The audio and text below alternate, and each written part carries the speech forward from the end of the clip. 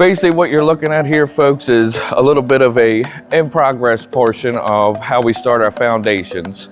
So naturally you can see there's a lot of string lines and pads going on.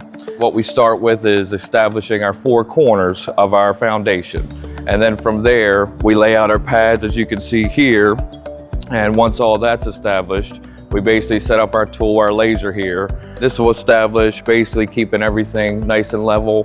Once we go to set our buildings, everything ends up nice and square, plumb, and level. So once we get this established, you can see down there we have some of our partial piers built, and basically there's an indicator on our laser stick here that will let you know once everything's the same height.